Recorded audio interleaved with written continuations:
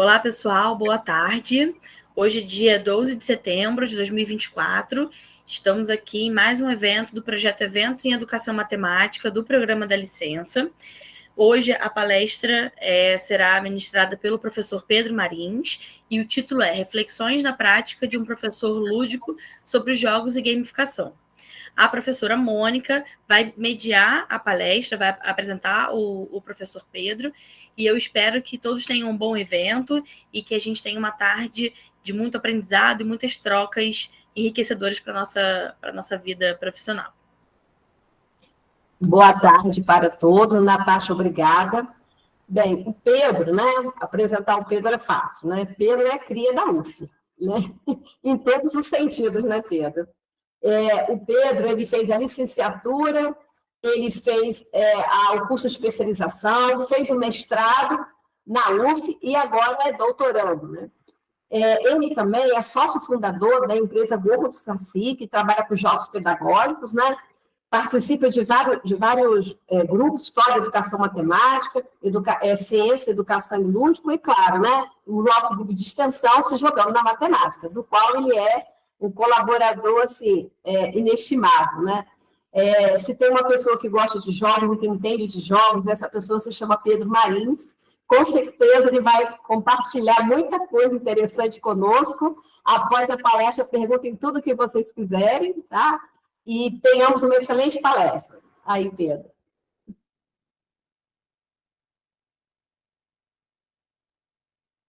Eu fico sempre nervoso, sempre com essas apresentações suas, Mônica. Obrigado.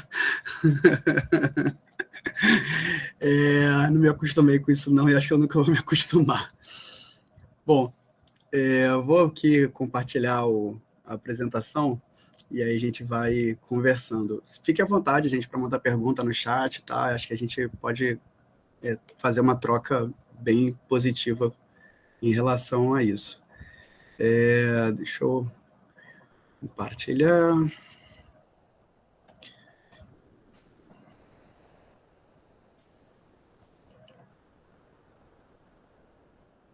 Aquele momento em que eu tenho que perguntar a todo mundo ver a minha tela de abertura.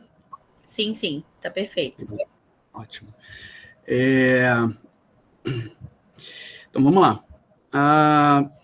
Da onde que vem esse título para começar, né? Bom, meu nome é Pedro Nogueira de Marins, as pessoas me chamam de Pedro Marins, só de Marins.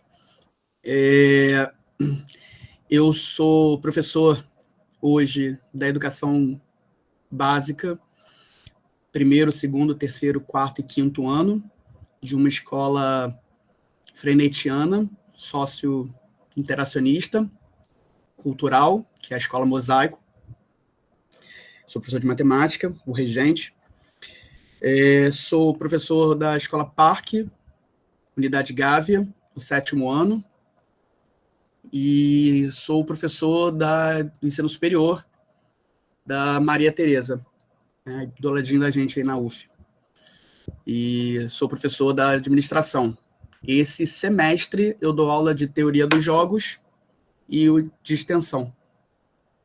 Também sou professor da Maria Tereza de medidas e estatística, né? Então, é isso. Basicamente, esse é o meu currículo profissional nesse caso, né? A minha formação na UF, como a Mônica comentou, é de graduação. E na graduação, eu gosto de falar isso sempre, eu tive uma extensão que foi muito boa, que foi no LEG, no Laboratório de Ensino de Geometria, na qual a professora Ana Calef era a professora da cadeira e era titular, e a minha orientadora, desculpa, eu era orientador dela. Caraca, tá, vocês entenderam. Né? E trabalhava com geometria para cegos. Isso era muito legal, foi muito enriquecedor, né? Fazer essa construção.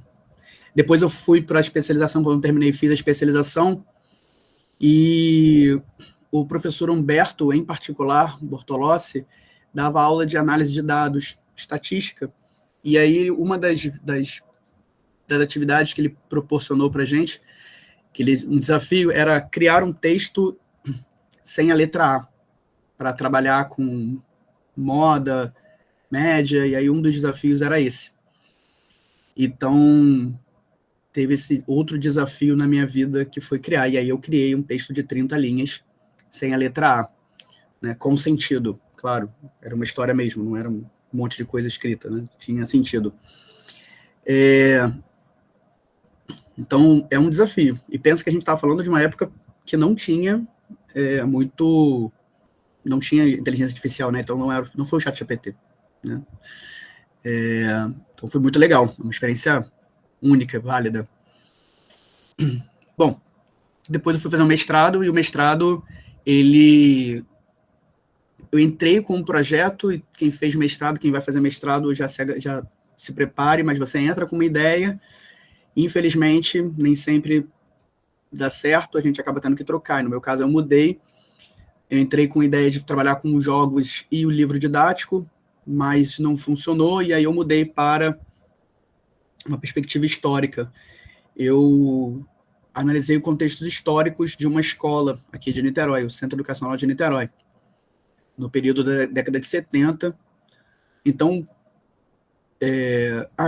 esqueci, né? Minha especialização, o meu trabalho de conclusão de curso foi sobre a interdisciplinaridade do Enem. O Enem e suas múltiplas visões. Então é legal por quê? Porque, de certa forma, eu não trabalhei só com a matemática, eu trabalhei com outras disciplinas nesse caminho, né? Bom, e o meu doutorado está sendo sobre essa escola. Eu não sei se a gente vai continuar com esse tema, vai mudar, mas por enquanto é sobre essa escola educacional, mas uma perspectiva também histórica, mas pensando aí na década de 80, falando sobre recursos. Depois a gente pode bater um pouco papo mais sobre isso, né? E eu tô no Dá Licença, ou melhor, né? Eu tô no Dá Licença já, sei lá, desde 2010, sei lá, desde 2008, mas entre indas e vindas, né? Mas em 2017, 16, eu me voluntariei para ajudar, né, o pessoal do PIBID na época, e tô nessa caminhada no programa da licença mais efetivo, né, trabalhando com jogos e com formação de professores. E aí as reflexões vêm, os pensamentos vêm, né, na verdade sempre vieram. E eu sou agora, né, o Vanderlei e a Mônica me convidaram para escrever um capítulo de livro, e aí eu já estou dando spoiler. Esse é o título do capítulo do livro. Então, essa apresentação vem dessas reflexões que eu fiz durante a escrita do livro, tá? Aqui embaixo, esses símbolozinhos, como vocês sabem, é o programa da licença, que é o que a gente está vinculado, que a gente está conversando, a UF, a ProEx. Esse do lado aqui é a Ludus Magistério, que é um grupo de pesquisadores e de entusiastas de jogos para a educação e para a saúde, tá? Nós somos um grupo que a gente se comunica muito pelo WhatsApp. E aí do lado a minha empresa, que é a Gordo Saci. Tá? Depois a gente pode falar um pouquinho mais sobre ela, tá bom? Bom, vamos lá. Vamos efetivamente... Tá, e aí quem sou eu? Né? Eu falei pra caramba sobre quem sou eu acadêmico, né? Essa minha vida acadêmica. Mas tá, quem sou eu mesmo? Né? Parece que eu tô falando uma pessoa diferente. Mas não, é a mesma pessoa, e a gente sabe que a gente quando a gente se torna professor, a gente não se torna só professor somente pela nossa linha acadêmica. A gente também se torna professor pelo que a gente é e pelo que a gente construiu de toda a nossa história. Essa pessoa que está aqui falando com vocês, né, fora do Lattes, não é a mesma pessoa do Lattes que entra na sala de aula para falar com os meus alunos. Então, eu sou jogador de RPG, eu sou nerd, como está ali a minha camisa do Super-Homem. Eu não consegui achar, mas eu tenho uma camisa do Super-Homem quando eu tinha 3 anos, pequenininho, na escola, todo mundo de uniforme, eu era o único que estava sem uniforme, quer dizer, eu também estava de uniforme, mas o uniforme era diferente, porque era o uniforme do Super-Homem. Eu sou jogador de Magic, E eu sou entusiasta de jogos, como a Mônica comentou. Aquele foi o meu presente de aniversário em 2022, né? Tô brincando, não foi meu presente de aniversário. Aquilo aí foi um trabalho que eu faço com a Devir, que é uma empresa de jogos, que, por coincidência, no meu aniversário, eles me mandaram essa caixa de jogos aí. Tá? Que a gente pode depois comentar sobre alguns deles e como que eles funcionam na sala de aula. Tá? Filho do Peter do Ei Nerd. Mais ou menos. Mas vamos lá. Então, esse primeiro jogo aqui, para a gente poder aquecer, muitos de vocês já conhecem, eu acho. Eu estou aqui sugerindo 3 casos, mas vamos jogar só um. Vou usar o caso 3. Tá? A bola deve acertar o retângulo, tá? E a imagem é aquela imagenzinha ali, tá? Então, eu vou contar uma cena e vocês vão interagir. Pode abrir o microfone para falar, tá? Então, o filho gritou gol e o pai chorou. Por quê? Quebrou a janela. Isso, aí essa é boa, Lucas, obrigado. Vocês vão fazer perguntas e eu só posso responder sim, não ou irrelevante. Irrelevante não contribui para o caso, tá? Para a situação em si. Então, Lucas perguntou, quebrou a janela? Não. Paulo, pode falar. Quebrou a TV? Quebrou a TV? Sim, quebrou a TV. Então, vocês já conseguiram aí matar o problema, né? O garoto gritou gol e porque ele chutou na TV. A TV quebrou e o pai chorou. Então, esse tipo de... Fala, Paulo. Eu posso falar o raciocínio que eu tive aqui? Pode, claro. Então, eu imaginei que a criança estava vendo um jogo de futebol e ela quis participar. Nisso, ela chutou no gol. Pode ser. Então, o caminho que o Paulo fez, ótimo, né? Não necessariamente é o que está escrito. É um Black Stories. Sim, Gabriel. É um Black Stories, só que esse daqui é o Sports ou Soccer Stories, alguma coisa assim, que é só de futebol e só de esportes. Tá? O Black Stories, que é o primeiro, eu nem chamo mais de Black Stories, eu chamo de sim não irrelevante para ficar mais genérico e fugir do coisa em si. Mas é um jogo de acampamento. Na verdade, eu já conhecia as histórias muito antigas, né? Então, a ideia é fazer perguntas e o professor responder. Bom, é só isso. A gente só jogou aqui o que é possível fazer, o que é possível tirar dessa experiência. Como é que eu utilizo esse jogo em sala de aula? Sabe aquela turma que você chega na sala de aula e tá aquele silêncio no primeiro dia e as pessoas estão literalmente com medo de você? Por que isso? Porque o professor de matemática, né, ele, para muita gente, é isso aqui, né? A matemática é um monstro. A matemática é um vampiro. A matemática é um Frankenstein. Por que a matemática é um vampiro para algumas pessoas? É um vampiro porque ela funciona enquanto está de dia, né? Você está seguro. Mas quando chega de noite, não funciona. Então, assim, quando você trabalha ela no dia a dia, a matemática, ela funciona muito bem. Só quando você senta para estudar, você se sente com medo. Então, dá um medo muito grande, né? Para algumas pessoas, a matemática é um Frankenstein, porque é uma parte daqui.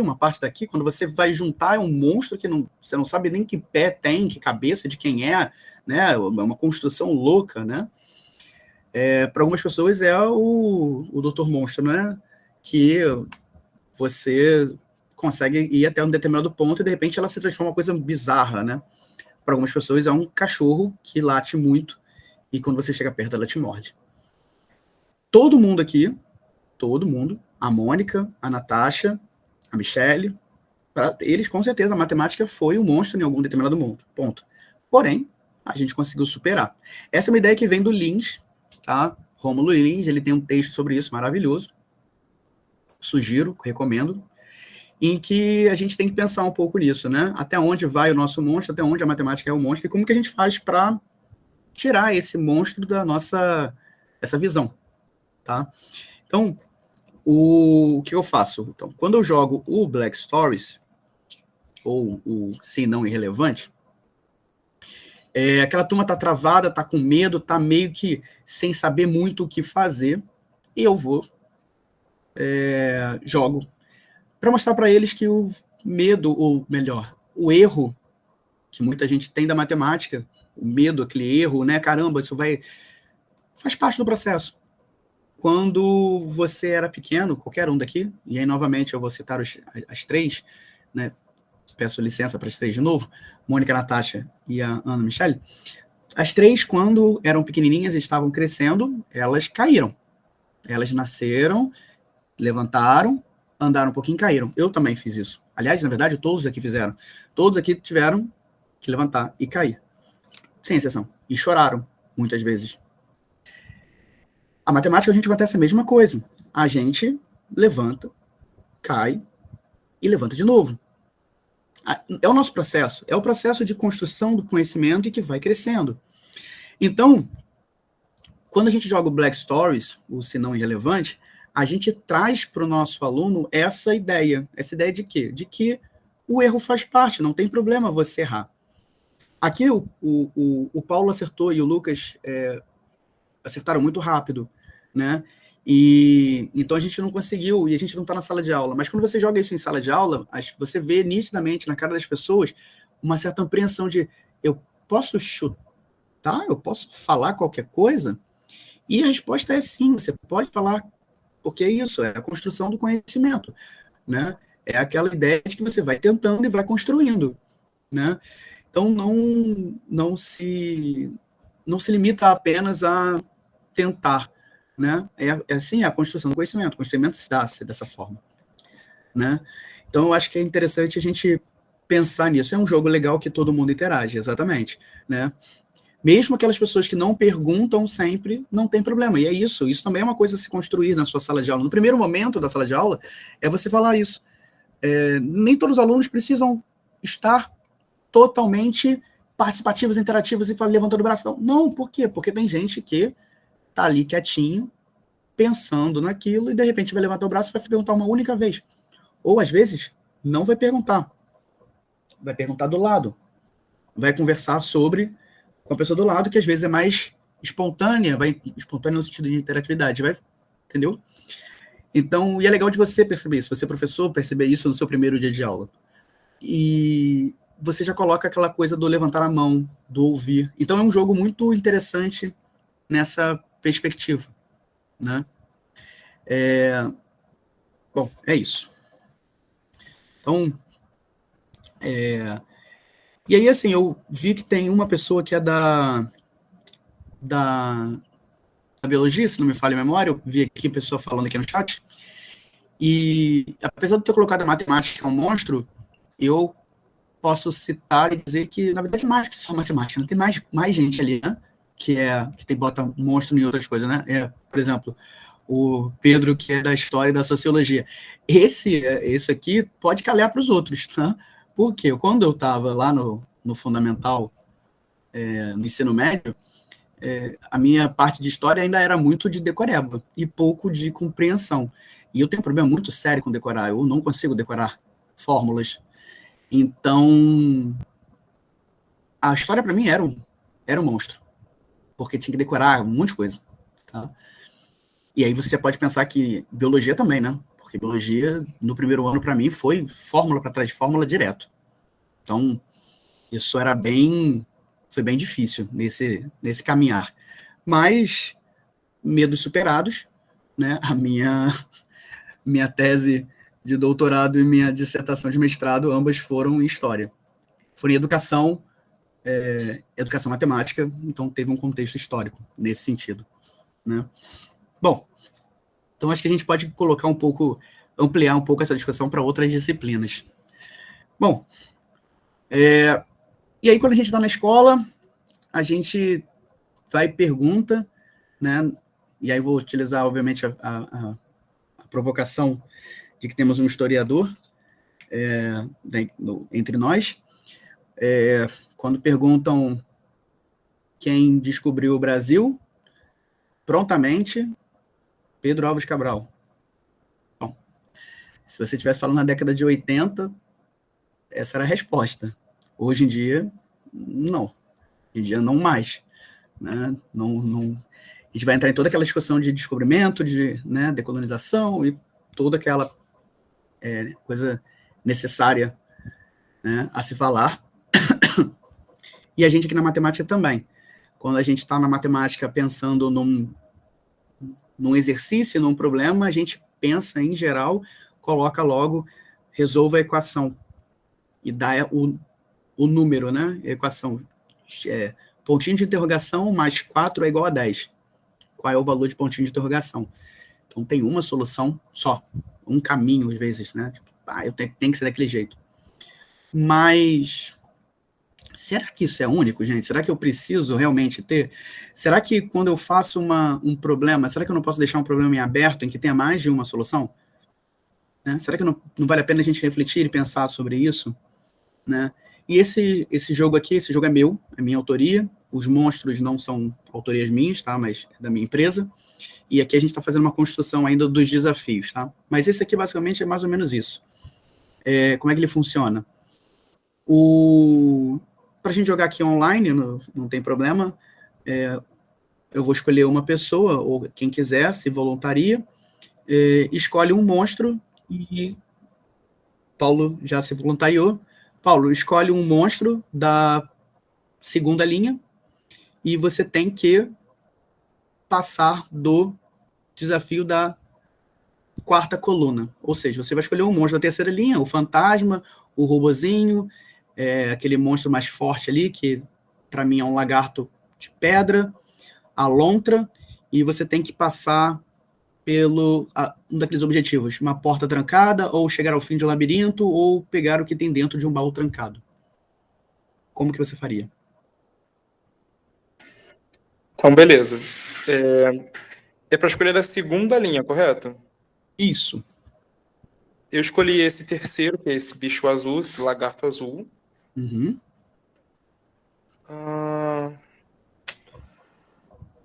Deixa eu ver aqui agora. Eu tenho que escolher um para poder passar, né? Pode ser qualquer um desses aí? Pode ser qualquer um. Eu acho que eu vou escolher o subir uma cachoeira.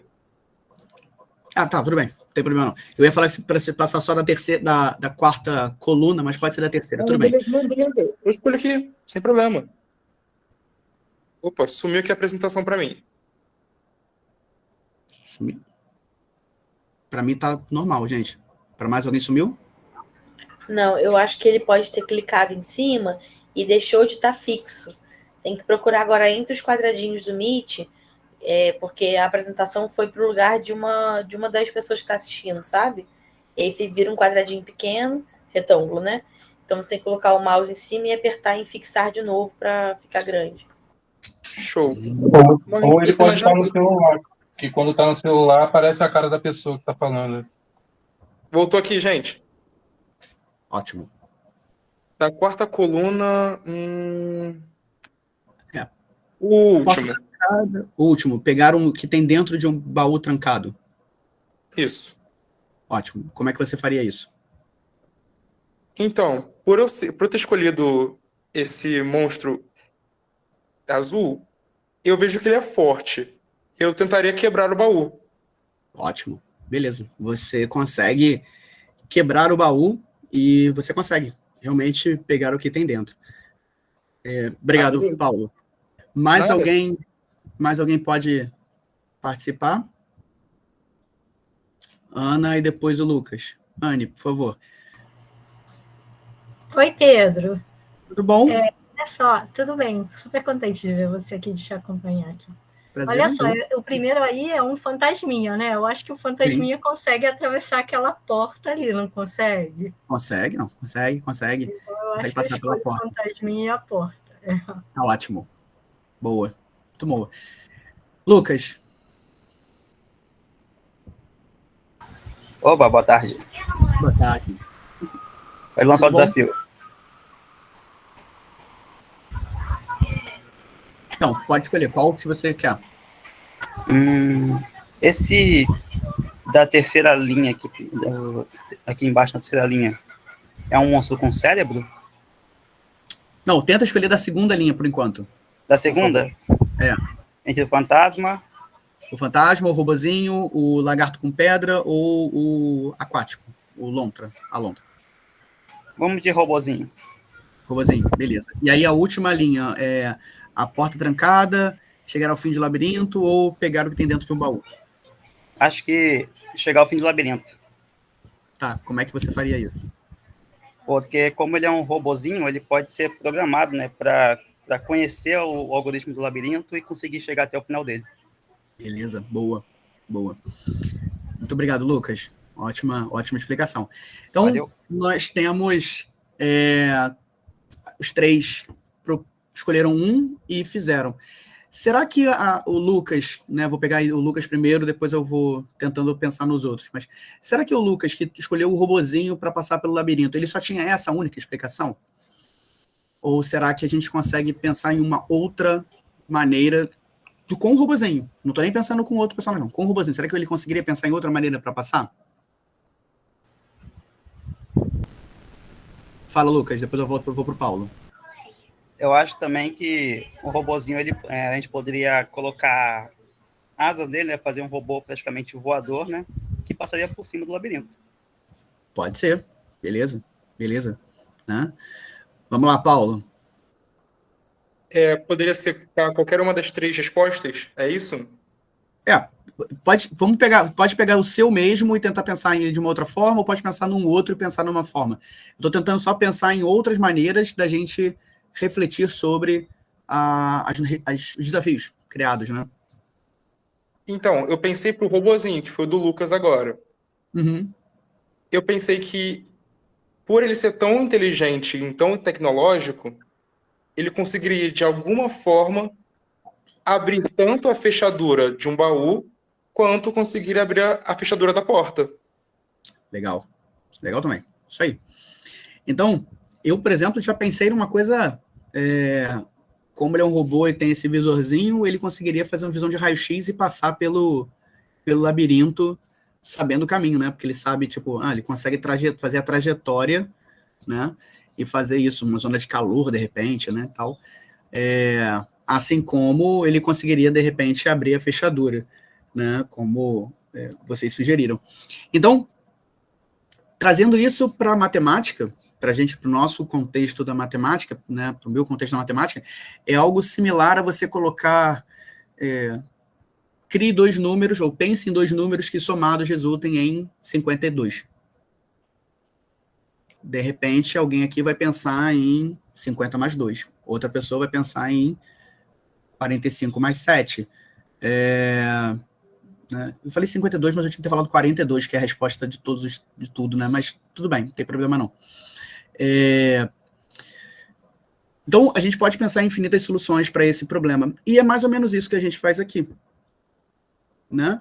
Se a gente fosse pensar em história, é como se a gente estivesse pensando que, tudo bem, aconteceu algo, será que a gente só tinha uma solução para aquele problema? Será que existiam outras perguntas a serem feitas sobre aquele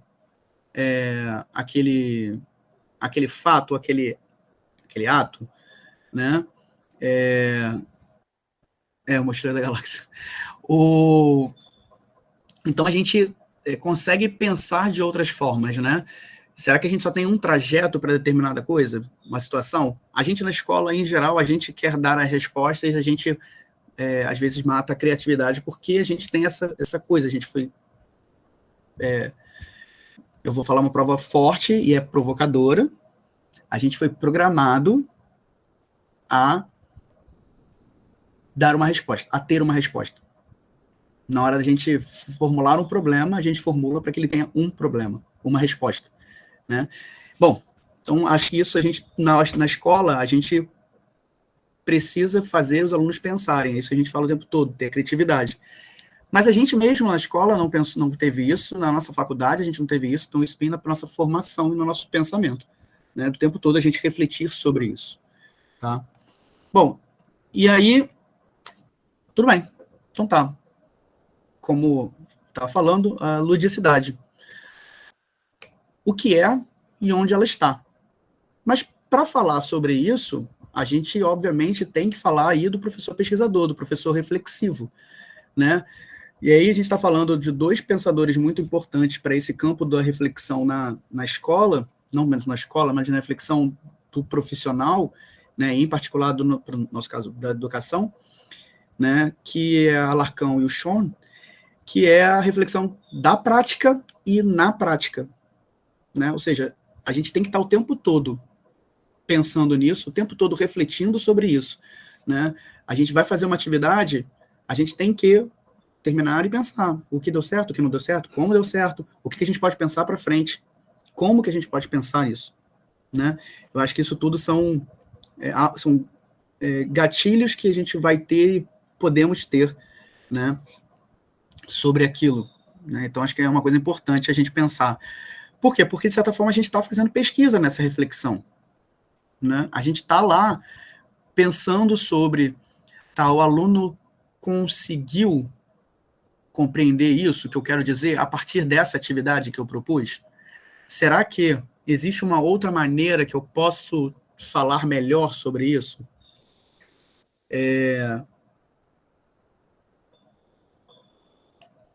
Então, acho que isso tudo a gente pensa muito. Em geral, e aí eu vou falar, obviamente, sem nenhum dado, mas eu fico nessa reflexão, que os professores de escola acabam tendo um pouco mais de vantagem em relação aos universitários, porque a nossa reflexão acaba sendo todo bimestre ou todo trimestre, porque a gente para falar sobre nossos alunos, então a gente acaba refletindo sobre isso. O professor universitário acaba refletindo mais no final do semestre, né? Porque terminou o semestre e ele para pensar como foi o que ele poderia ter feito de diferente, né?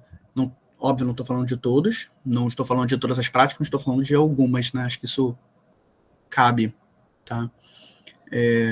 Como eu falei, também não vale de todo mundo, porque acho que a gente reflete, né, sobre o tempo todo. Bom, e aí alguns conceitos de ludicidade. O que é a ludicidade, afinal, né? Eu falei até agora, já estamos aqui há 25 minutos, meia hora quase, falando sobre o que é isso, o que é essa reflexão, né, de um professor lúdico, né?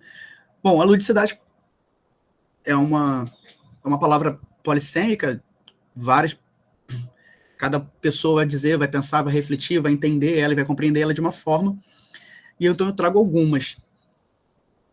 A Fortuna, ela diz que é um pendular entre a fantasia e a realidade, e que é algo que está nessa construção, nesse vai e vem, né, entre a fantasia e a realidade em si, né, tem nessa construção fantasiosa, né, mas que é palpável no chão, né. O Lucchesi, ele vai compreender como se fosse algo interno ao ser humano, e é a sua experiência, a sua sensação dessa vivência que você tem. Então, algumas coisas... Desculpa, gente. Algumas pessoas vão sentir que aquela atividade foi lúdica, mas nem todos vão entender aquela ali como ludicidade. E o melhor exemplo, e o exemplo que ele traz para mim é ótimo, porque eu não acho lúdico. Ele fala a brincadeira de cabra cega, ou Marco Polo da piscina. São brincadeiras que todo mundo fecha, uma pessoa fecha o olho e tem que achar os outros, né? Algumas pessoas não dão, isso é uma brincadeira, né? Então algumas pessoas consideram isso como se fosse lúdico, mas eu, Pedro Marins, por exemplo, não considero lúdico. Por quê? Porque para mim, fechar o olho faz com que eu perca o meu controle, e eu não gosto de perder o controle sobre mim mesmo. Então, para mim não é lúdico, né? É um pouco disso, tá bom? O Bruguière e o Huizinga, eles vão trazer uma questão da ludicidade mais como um fator cultural do ser humano e da sociedade. O Huizinga, inclusive, ele escreve um livro importante para o campo, chamado Homo Ludens, em que ele aponta que o homem é um ser jogador e que cada sociedade tem a sua característica própria para o jogo. O jogo de palavras, o jogo de interações, né? Então, o jogo é uma construção social e a sociedade vai entender isso, tá? Leal e Dávila já trazem a ludicidade para o campo da educação, e não só elas, na verdade, né? A gente, né? Eu e mais duas amigas, a Cíntia e a Carolina, a gente em 2021 escreveu um texto sobre isso também, tentando compreender um pouco essa ludicidade no professor, né? E a Leal e Dávila trazem essa perspectiva de que nós, professores, de certa maneira, já somos seres lúdicos, porque a gente transforma a sala de aula em um ambiente, né, diferente, né? A gente leva propostas diferentes e que não estão, e que nem sempre estão vinculadas ao que acontece lá fora, né? A gente, às vezes, sai um pouco daquele mundo lá de fora e cria um mundo próprio dentro da sala de aula, né? Cria esse ambiente mágico, fantasioso, que, de certa forma, dialoga muito com o jogo, que tem esse momento de início, meio, fim, e você volta, que é cíclico, né? As aulas nossas são cíclicas, de certa forma, né? E aí, quando a gente fala de práticas lúdicas, a gente fala de práticas lúdicas desde sempre. Platão já fazia trabalhos lúdicos lá atrás.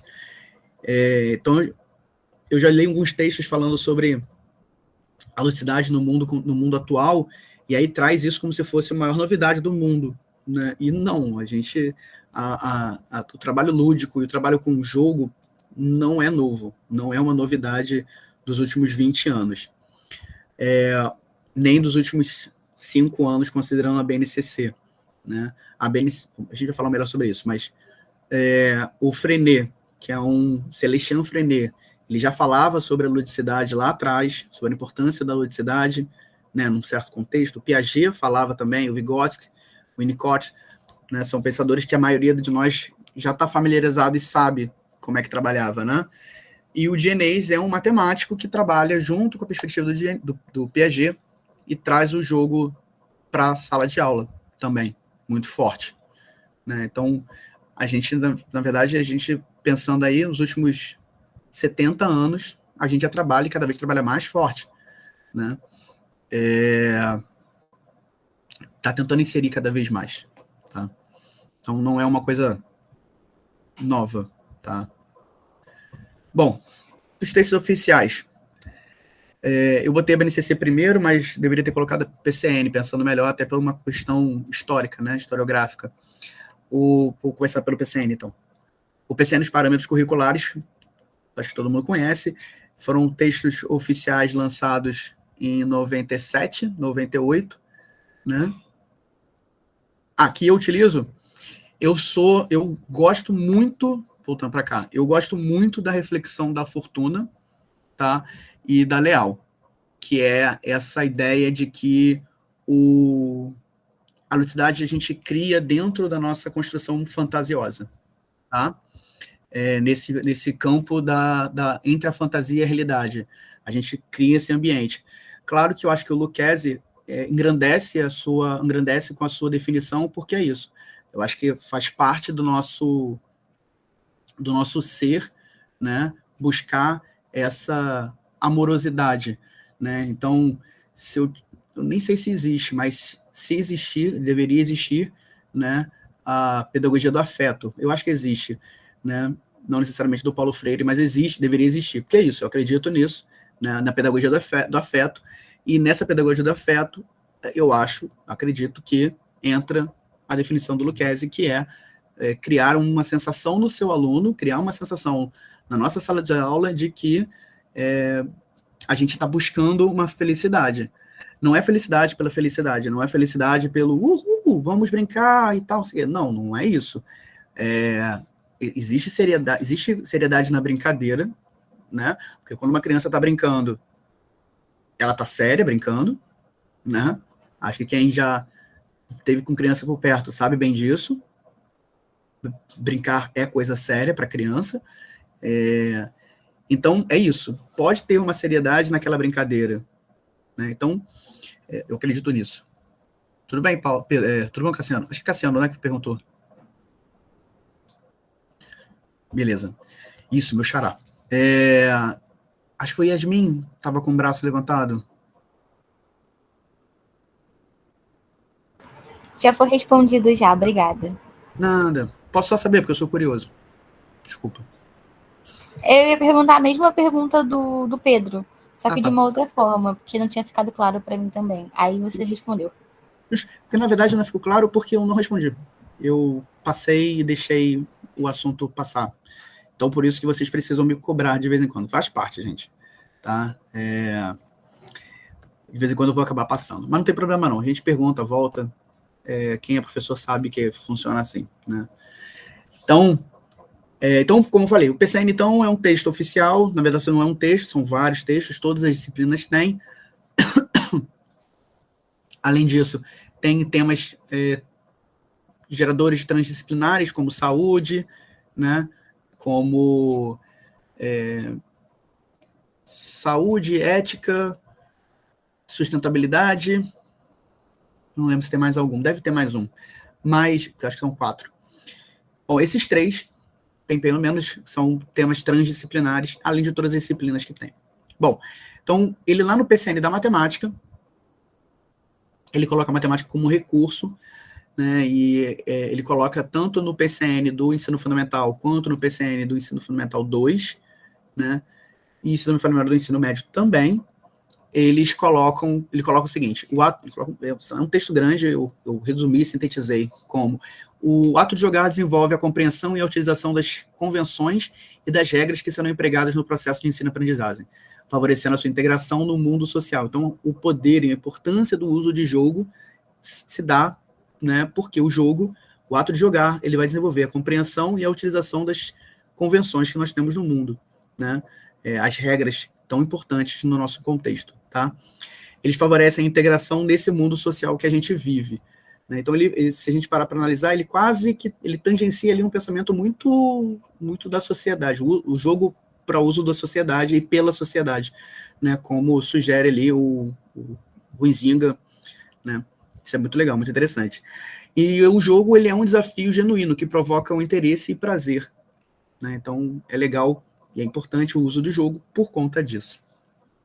A BNCC, ele não apresenta uma coisa sobre o jogo, ele fala que o jogo é importante, né, lá na parte da matemática, mas a gente amplia, obviamente, a discussão, e ele fala o seguinte: brincar cotidianamente de diversas formas, em diversos espaços e tempos, com diferentes parceiros, tanto para crianças quanto com adultos, ampliando e diversificando seu acesso a produções culturais, seus conhecimentos, sua imaginação, sua criatividade, suas experiências, sejam elas emocionais, corporais, sensoriais, expressivas, cognitivas, sociais e relacionais. Então, o ato de brincar se torna importante porque... E, desculpa, minha garganta está muito seca, eu estou me recuperando de uma bronquite, então tá difícil aqui de vez em quando, peço desculpas. Então, a gente consegue visualizar a importância do brincar e a importância do ato de jogar em si, né? E acho que é interessante a gente falar brincar e jogar, né, essas duas palavras, porque em português a gente tem essa utilização, existem essas duas palavras. Em inglês a gente vai falar play, em francês jouer, né? Então a gente, nas outras línguas, em algumas outras línguas, a gente tem uma palavra que simboliza as duas coisas. A gente, em português, não. A gente utiliza as duas para coisas diferentes, ou que parecem coisas diferentes, né? Então, até onde são coisas diferentes realmente e até onde são coisas similares. Então, é uma coisa que vale uma reflexão, né, nesse ponto aí do nossa questão. Então, tá bom. Legal. Falei sobre o que é a ludicidade, qual é a importância da ludicidade para a escola. Falei, né, levantei os meus pressupostos teóricos. Falei do referencial teórico a partir dos textos oficiais.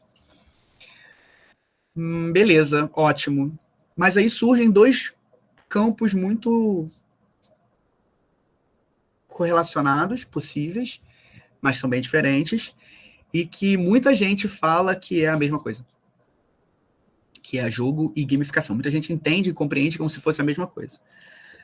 Quando eu falo de jogo, aprendizagem baseada em jogos, eu estou falando de utilizar um jogo, em sala de aula, para efeitos genéricos e contextualizados, para todo mundo poder visualizar o que eu estou falando. É como se eu estivesse utilizando o jogo War, e eu nunca vou usar o jogo War, eu nunca sugiro de vocês usarem o War. Existem outras coisas que vocês podem utilizar que vão fazer efeitos similares ou até melhores do que o jogo War. E não, eu não gosto do War. Não é porque eu estou enjoado de War, é porque eu acho que é um jogo ruim mesmo. Mas isso aí é uma outra discussão que a gente pode ter, não tem problema nenhum, faz parte. Mas isso deixa para as perguntas no final, por que eu não gosto de War. Bom, então tá. O que é a gamificação? Então, utilizar jogo em sala de aula, eu quero dizer com uma aprendizagem baseada em jogos, que é utilizar, dando o exemplo do War. War é aquele jogo grande, você colocou um tabuleiro na mesa, que é o mapa mundi, cada jogador saca uma quantidade de países pré-determinadas, colocam suas pecinhas no tabuleiro, precisam fazer um controle de área, porque cada vez que você controla uma determinada área, dependendo do tamanho dessa área, você ganha uma quantidade de peças. Então, tem uma mecânica de controle de área. Tem uma questão de aleatoriedade de rolada de dados, para saber quem vai ganhar ou quem vai perder num determinado confronto numa luta entre duas cidades, né, entre dois países. Poderia ser tirar cartas em vez de jogar dados, então a escolha é uma rolagem de dados, né, então é uma mecânica também. Você tem uma aleatoriedade de puxar, quando você ganha uma carta, ganha um país, você puxa uma carta para simbolizar que você ganhou aquele objeto, ganhou aquele país, então tem um símbolo embaixo, então existe uma coleta de símbolos, né, também é uma mecânica própria, né. E, Lucas, guarda essa ideia que a gente pode conversar sobre isso depois, daqui a pouco. E você tem uma coisa dentro do War ainda, que é a questão do objetivo secreto, né? Então, temos várias mecânicas que podem proporcionar e as disciplinas podem estar envolvidas nisso. Quem levantou a mão? Acho que foi o Paulo. Não, professor, foi sem querer. Apertei errado, desculpa. Nada disso. Então, o professor de História pode falar sobre a Segunda Guerra Mundial e trabalhar com o War e no início do jogo, separar os jogadores em blocos de países. O professor de Geografia pode trabalhar com o War e utilizar o jogo como uma questão de territorialidade, por exemplo, né? Falar da parte do hemisfério, porque que hoje, e aí dando poderes até mais, por que não, né? Ou seja, dando para os Estados Unidos mais tropa do que o pessoal da África, por exemplo, né? Ou aqui da América Latina, né? Ou então, obrigatoriamente, quem está na América Latina, no Brasil, por exemplo, na América Latina, né? Na América do Sul, automaticamente está vinculado a quem está nos Estados Unidos, por exemplo, né? Fazendo aí uma provocação com relação à Segunda Guerra Mundial, né? O período, não da Segunda Guerra Mundial, desculpa, da Guerra Fria. Perdão. Então, a gente tem aí uma questão que a gente pode fazer uma relação, né? A regra do jogo, ela está posta para que a gente possa também alterar, caso a gente precise. Mas o que eu estou querendo dizer? É que o jogo está sendo utilizado com fim pedagógico, uma proposta pedagógica, né? Você vai jogar o jogo, né? E a partir dela você vai fazer suas discussões, seja durante, seja posteriormente, né? Então, tá aqui. Então, isso é a aprendizagem baseada em jogo. Ficou claro para todo mundo? Querem mais um exemplo? Como ficou silêncio, eu vou botar mais um exemplo. Imagine o seguinte jogo. Várias cartas em que, de um lado, vem o que aconteceu por exemplo, nascimento do movimento comunista, por exemplo, sei lá. Atrás vem o ano que aconteceu isso. Isso é uma carta. Tem outra carta que é invenção do dado. Tem uma terceira carta que é descobrimento da penicilina. Então, várias cartas na frente com a carta com o que é e atrás com o que é e a data de descobrimento, de criação, enfim. O objetivo do jogo é... Só um segundo. Pega meu celular, por favor. O objetivo desculpa, gente, do jogo é você colocar essas cartas em ordem temporal, tá? Então, isso é legal porque você trabalha com diversas... pode trabalhar com diversas disciplinas de diversas formas diferentes, tá? Eu vi que alguém aqui falou alguma coisa. O nome desse jogo que eu acabei de falar chama-se Timeline, tá? Lembro de uma aula que tivemos com a professora Mônica sobre jogos de brincadeira. Ah, sim. Então, esse jogo, por exemplo, eu posso trabalhar com o pessoal de história na hora de fazer a construção e de perceber que algumas invenções aconteceram muito em um determinado período. Por quê? O que aconteceu naquele período para fomentar essas invenções? Por que em outros períodos não tiveram tanto? Será que não tiveram tantas mesmo? Ou elas foram ocultadas, esquecidas ou não pesquisadas pelos criadores do jogo? Sabe? Então, assim, por que de repente vai vai criar um jogo que a gente pode recriar esse jogo a partir dos pensadores, dos criadores, né? Então, eu posso colocar Einstein, Newton, né? E aí você vai colocar as coisas... Por que de repente você vai ter bem menos mulheres no campo do que homens, por exemplo? Então é um motivo de você discutir. Então, o jogo está trazendo uma motivação que não é meramente, somente, única e exclusivamente, você jogar o jogo. Você está fazendo uma coisa além disso. Então, aprendizagem baseada no jogo. Então, e gamificação? O que é a gamificação em si? A gamificação, ela é uma atividade em que você vai utilizar elementos de jogos para desenvolver aquele contexto que você está querendo. Então, você pode utilizar a questão do desafio que tem no jogo, a questão do chefe de fase, ou seja, você botar um nível de dificuldade em uma determinada situação para que o aluno tenha que suplantar isso, e a partir do momento que ele suplante que ela passe por isso, ela passa de fase, passa de nível. Você pode colocar qualquer elemento que tenha num jogo naquilo ali. Então, aí são uns campos muito tênues da nossa discussão, é que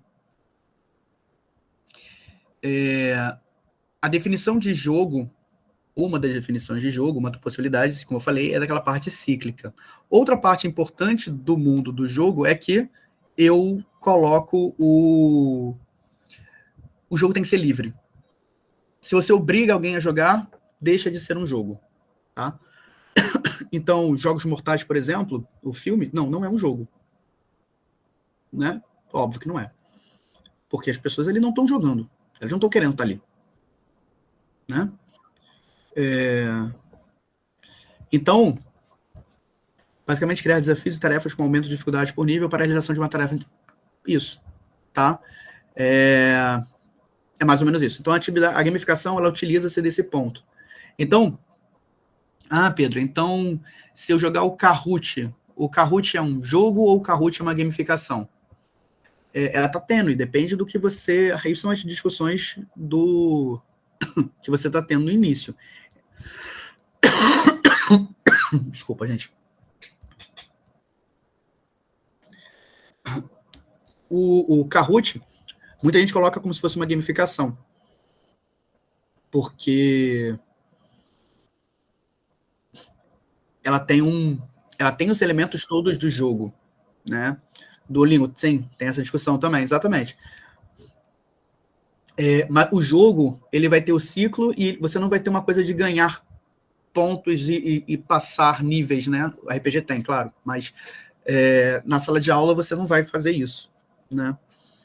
Então, as discussões são muito próximas, tá? Os dois efeitos são muito próximos e que a gente tem que tomar cuidado. É mais uma questão, eu vejo, mais uma questão conceitual do que, propriamente, as duas coisas não são eles são ligadas, mas não são a mesma coisa, tá?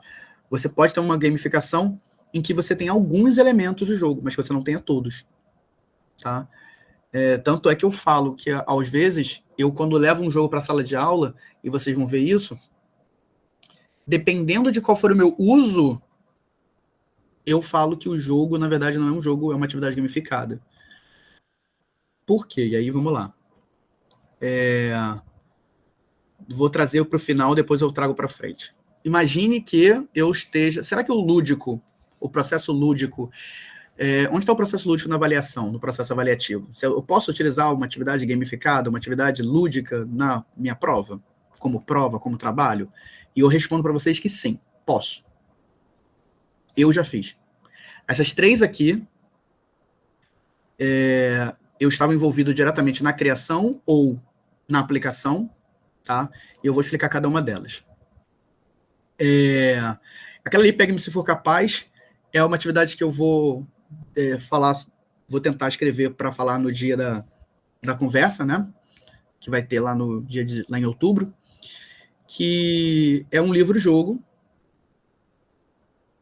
que funciona da seguinte forma.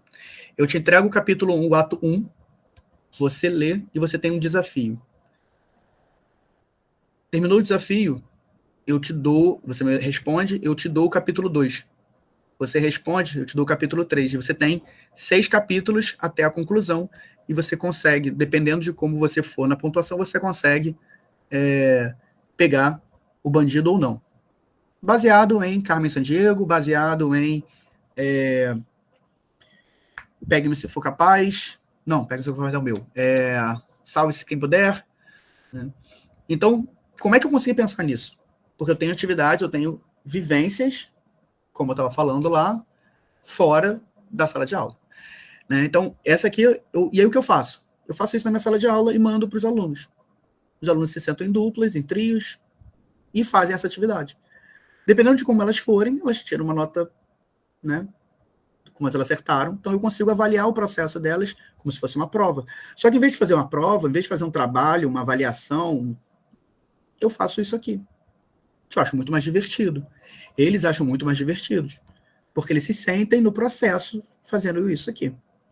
A gente pode depois, se quiser, eu posso mostrar. Tá? O Aventuras Matemáticas no Mundo Mágico dos Druidas, então, quem quiser ver isso aqui depois, me pede que a gente para um pouquinho, senão eu vou esquecer.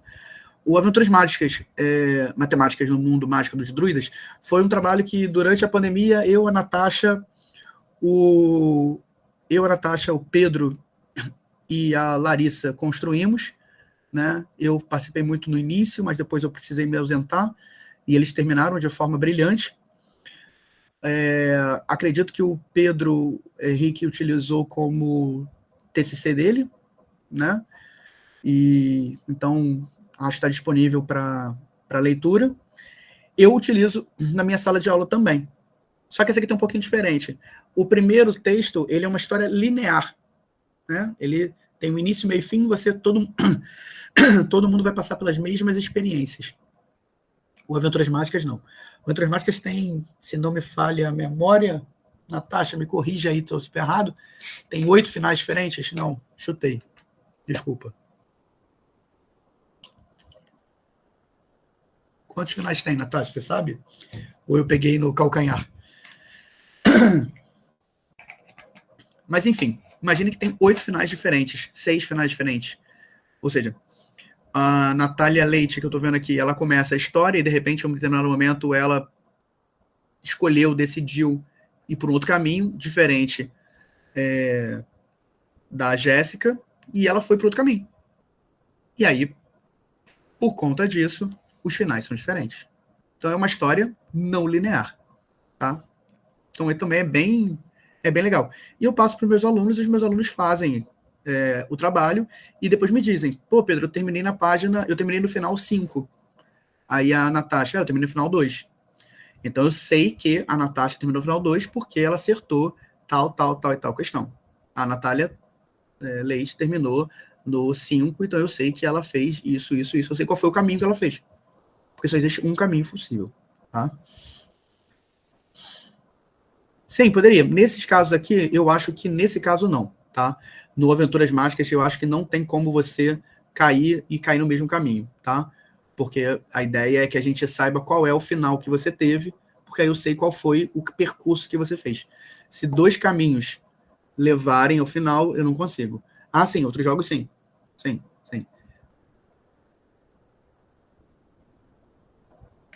Bom, e aquele tweet ali, tweet não, desculpa, aquela mensagem do Twitter ali de 2018 foi uma prova de matemática que eu apliquei para o 8º ano do ensino fundamental, em que, se vocês forem olhar a data, né, dia 2 de maio, foi logo depois do lançamento de Guerra Infinita, e eu fiz a prova baseada nos personagens da Marvel e no filme Guerra Infinita, né?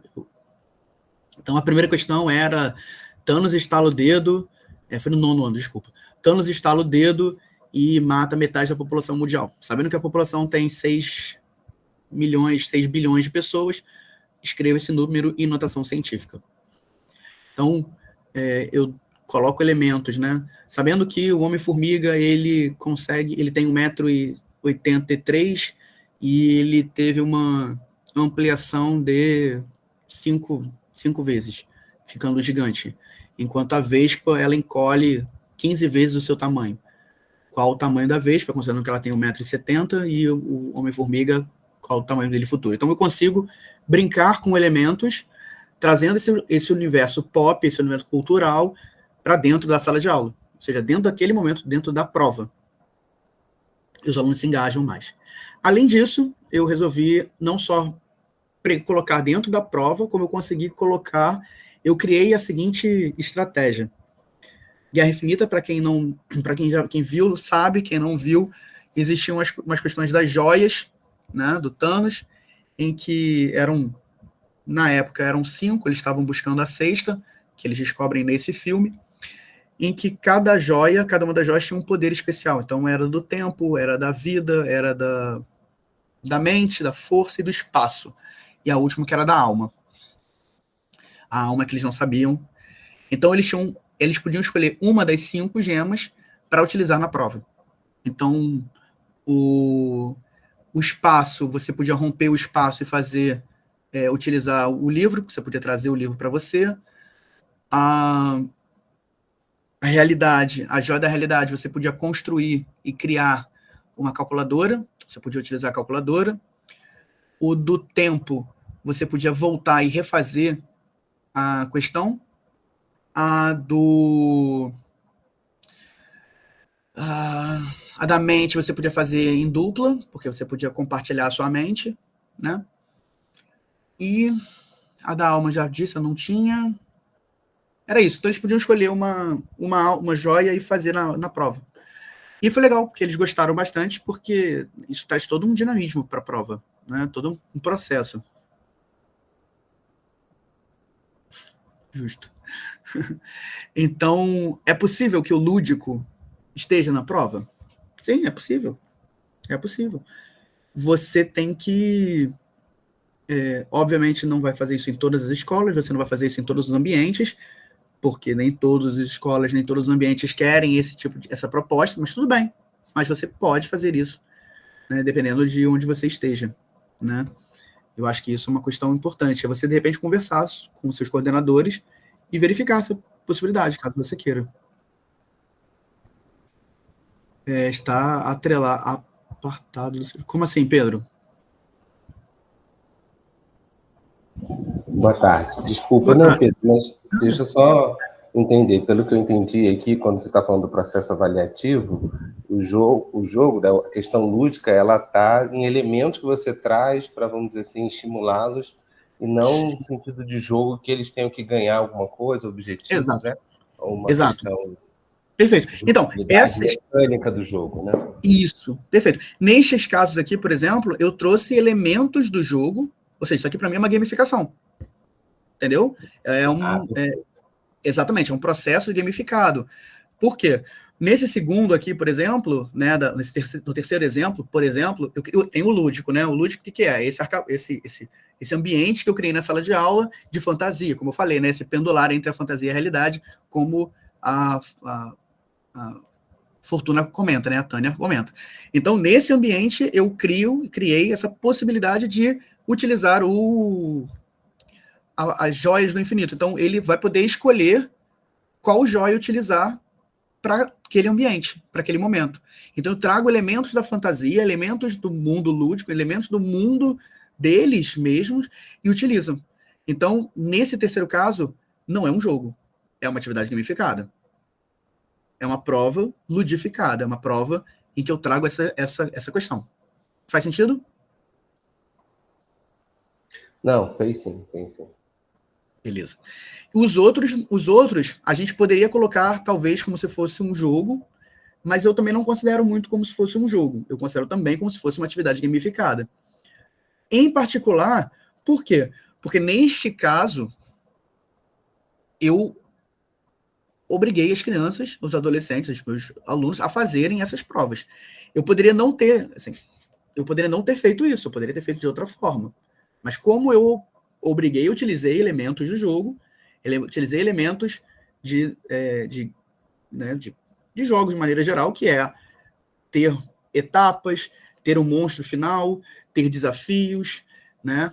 Então, ter resposta no tempo. Então, como eu tenho isso tudo, eu tenho elementos de jogos, mas não é um jogo. Então, não tem um vencedor, por exemplo. Né? No sentido de que não tem uma pessoa que vai vencer. Né? Você vence se você conseguir chegar até o final. Nesse caso, todo mundo vai chegar ao final. Né? Então, existem elementos. Tá? Bom. E aí, obviamente, eu fui para o final. Aqui a resposta é até mais fácil. É possível motivar com conteúdo lúdico? Sim, é totalmente possível. Na verdade, acredito que a educação deva ser pautada muito nessa perspectiva.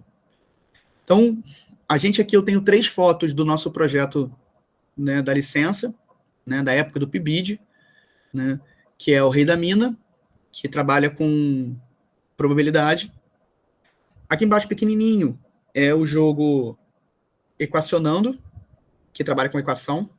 E aí é legal porque quando a gente fala de equação, e aí eu vou dar o exemplo de uma equação, todo mundo pensa numa equação para resolver e achar uma solução. Correto? Todo mundo vai pensar num caminho único. Como a gente falou lá no início. Esse jogo, ele quebra esse paradigma, fazendo com que eu te dou no início do jogo, eu te dou a solução. E você tem que criar com as cartas qual é a equação. Então, se eu falo para vocês, crie uma equação de solução 2, a Natasha pode pensar em uma equação qualquer que provavelmente vai ser diferente da Mônica. Pode acontecer iguais, claro, pode acontecer, mas existe uma chance de não serem iguais. Porque as cartas que vieram na mão da Natasha é diferente das cartas que vieram da mão da Mônica. Então, a gente trabalha nesse jogo aí sim é um jogo, porque tem os elementos, tem as coisas de puxar, de fazer e tal, e no final, você tem um ganhador, né, que vai conseguir de alguma forma. Do lado, aqui, com essa cartinha roxa, essas pedrinhas pretas aqui embaixo, é o jogo Não Quero Não, que é um jogo que trabalha com a parte de números inteiros, ou seja, positivos e negativos. Então, ao longo do jogo, você está construindo o seu conhecimento o tempo todo fazendo conta, o tempo todo fazendo as coisas, e que você está motivando o conteúdo para fazer aquilo. Assim como no Equacionando, você precisa pensar e para poder construir as suas equações, você está o tempo todo refletindo sobre isso, aqui também. E aí eu vou pedir desculpa para o pessoal das outras áreas que não da matemática, eu acabei trazendo mais exemplos da matemática. Mas se vocês quiserem, depois a gente pode conversar mais sobre outras coisas também, tá? Sobre outras áreas. Aqui em cima, né, essa canetinha lá, azul e verde, é um jogo chamado Rios, que é da minha empresa, da Gorro do Saci, que trabalha com a ideia de você fazer uma construção de um rio, da sua nascente até o mar, tá? Em que você consegue trabalhar com direita, esquerda, ou seja, você trabalha lá para os pequenininhos, você trabalha com essa parte. A galera de geografia e o pessoal da biologia também utiliza esse jogo, com outras perspectivas, né? Mas você consegue trabalhar isso, né? Muito, muito bem feito. Eu, por exemplo, trouxe esse jogo porque na escola que eu trabalho, Fundamental 1, na minha turma de terceiro, quarto e quinto, a gente estava falando sobre a Amazônia, né? Sobre os povos originários. E aí, obviamente, falando de Amazônia, nós temos o Rio Amazonas. Então, eu utilizei o jogo como motivador para falar sobre o Rio Amazonas. Poderia ter feito de outra forma, mas eu achei interessante, porque nisso eu já trabalhava com a ideia de trabalhar direita, esquerda, ir para frente, para trás, jogar o dado, ver qual é a melhor solução, e a partir daí você faz toda a construção. Então é um jogo muito bem colocado e muito bem interessante, que ele é um jogo print and play, ou seja, você pode imprimir e jogar na sua sala de aula. Temos vamos lá, Lucas. Aqui muitos jogos, mesmo sendo de outras disciplinas, irão acabar vindo acompanhados da matemática. Sim, eu vou ser que sim, porque eu penso muito no assunto, então todo jogo que eu jogo ou que eu vejo, eu tento pensar na sala de aula. Como eu tenho essa coisa, Lucas, do processo educacional de uma maneira geral e ampla, por conta das minhas reflexões, em particular do meu TCC, né, de especialização, eu penso muito em como que a matemática pode estar inserida em outras áreas, e como outras áreas estão inseridas na matemática. Eu reflito muito sobre isso. Então, quando eu pego um jogo, por exemplo, existe um jogo de contar histórias. A gente vai contar histórias. Eu já olho para esse jogo e eu consigo colocar isso dentro da matemática. Por quê? Porque eu estou trabalhando com sequência de fatos. Então, dependendo da turma, dependendo de como for, eu utilizo o jogo. Os pequenininhos, por quê? Porque eu vou dar ordem, né, pro coisa. Ou seja, o que aconteceu antes, o que aconteceu depois, o que aconteceu entre. Então, eu já estou dando uma ideia ali de quê? De ordenação da reta numérica. Mesmo sem dizer que eu estou trabalhando com isso. Entendeu? Então a coisa sai de forma natural. Depois, quando eu vou falar do 3, do 4 e do 5, ela já sabe que o 3 vem antes do 5, do 4. Existe essa coisa, sabe? Essa ordenação. Como eu falei, posso trabalhar de outras formas? Posso, mas é o meu jeito, né? E aqui embaixo é o bongo, que sai natural. O bongo que trabalha com construção geométrica. Então, é um jogo também que trabalha com encaixe. Então, é legal também de trabalhar com ele. Aqui as crianças estavam montando o seu próprio tabuleiro, o seu próprio jogo, né? E aqui em cima é um jogo de contagem. As crianças têm que puxar as cartas e contar múltiplos de 2, por exemplo, múltiplo de 4, múltiplo de 5, dependendo da regra que você colocou no início do jogo, né? Então, você tem que... Abre uma carta. Se for um múltiplo de 5, você bate no sininho e pega as cartas. Então, não, eu quero múltiplo de 4. Você puxa as cartas, conta quantas frutas tem daquele tipo e pega para você. Desde que seja um múltiplo de 4 ou um múltiplo de 5, dependendo de como você quiser trabalhar, do que você quiser trabalhar. Então, eu estou motivando o meu conteúdo a partir do jogo, a partir do lúdico, nesse caso. E aí... Tá, já fui aqui para o RPG. Maravilhoso. Esse jogo é maravilhoso. E aí, eu poderia ter feito também de outra forma, que é o que eu estou agora pesquisando, né? Estou analisando. Tem esse livro aqui, Os Problemas da Família Gorgonzola. Eu vou motivar o conteúdo deles a partir da história desses livros. Desse livro aqui. Da turma pequenininha. Então, eu estou trazendo o lúdico, estou trazendo um livro para trabalhar com isso, né? Então, o RPG é uma outra possibilidade. Alguém sugeriu aí falar de RPG? O RPG é uma ferramenta. O RPG é uma ferramenta apenas para socialização? Não. Primeiro, o que é o RPG? O RPG é um jogo narrativo colaborativo. Bom, o que é um jogo narrativo? O jogo narrativo é uma história coletiva em que os jogadores, ou os leitores, constroem os protagonistas para viverem dentro daquele universo imaginário. Então, quais são as possibilidades? Infinitas. Você vai criar uma história em que os alunos vão interagir nessa história e, a partir da interação dessa história, você vai dando os desafios que eles vão resolver. Então, quero trabalhar com linguagem de português.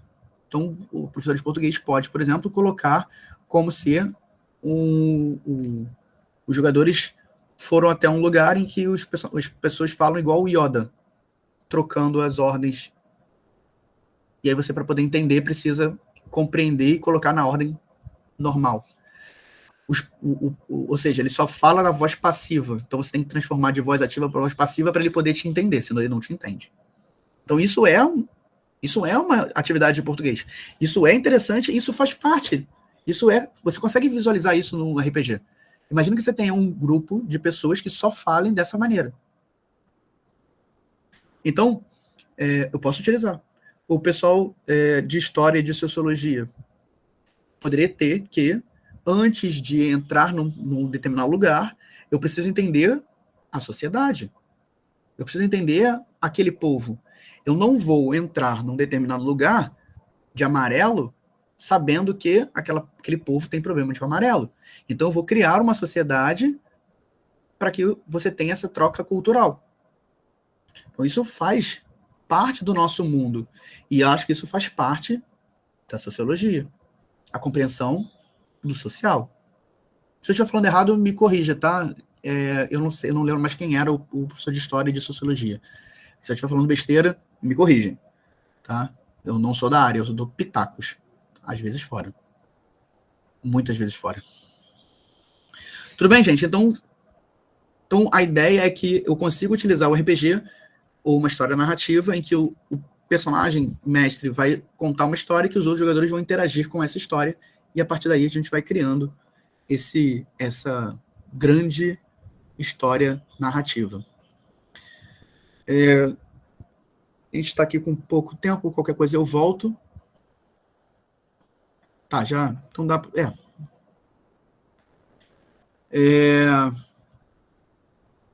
E aí, onde que é possível me encontrar? Onde que é possível me encontrar?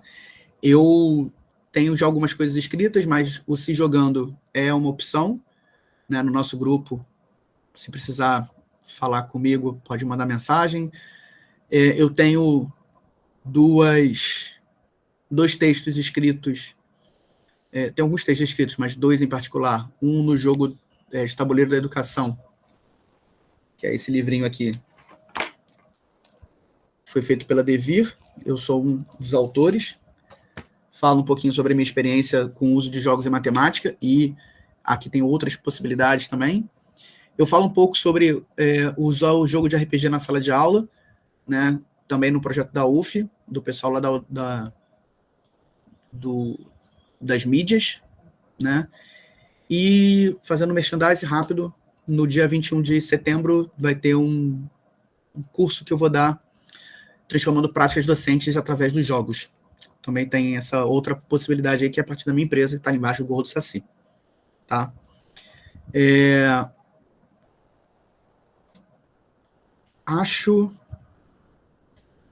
E aí, acho que o ponto que eu quero que a gente pense aqui também é um pouco disso aqui. A gente trabalhar com a criatividade, trabalhar com o mundo, trabalhar com o lúdico, trabalhar com a fantasia, trabalhar com a imaginação. Porque a imaginação é a pipa que... É bem isso aqui. A imaginação é a pipa que se pode empinar mais alto. Tá? E a gente, como educador, é fazer pipas. E que cada uma seja diferente uma da outra, mas que a gente consiga fazer todas elas tenham a capacidade de voar. Tá? É isso. A gente pode voltar em algum ponto, não tem problema. Eu deixei um espaço maior. Cada uma voa do seu jeito. Exatamente, Lucas. Perfeito. Terminei um pouquinho antes do tempo, mas acho que tá bom. Pedro, muito obrigada. Né? Sempre as suas palestras são sempre muito lúdicas, né? Às vezes a gente vê algumas palestras bastante teóricas, né? Mas a sua você fala da teoria, mas fala do lúdico porque você vive o lúdico. Né? E isso é muito importante. Você fala com muita naturalidade, porque tudo que você fala vem da sua prática, daquilo que você acredita, né? E isso inspira muita gente, né? Inspira muita gente que quer trabalhar com jogo, né? Que gosta de jogo e que acha e que não sabe por onde começar. Então, a sua fala é muito inspiradora, né? Nesse sentido. Bem, estamos abertos a perguntas, né, Natasha? Acho que pela organização, né? A gente pode abrir para algumas... Já houve, né? Achei muito interessante também o fato dos participantes, né, interagirem com o Pedro ao longo da palestra. Isso foi muito interessante, né? Permitiu que ele esclarecesse já algumas dúvidas, né? E acho que tem quem quiser fazer mais alguma pergunta. Tinha um jogo ali que eu ia botar no final, mas se eu posso botar depois, não tem problema não, tá? Se alguém quiser depois, a gente pode jogar também, que é o jogo do Fábula, que é de contação de histórias. Também é bem tranquilo também. É o Paulo. Vai lá, Paulo.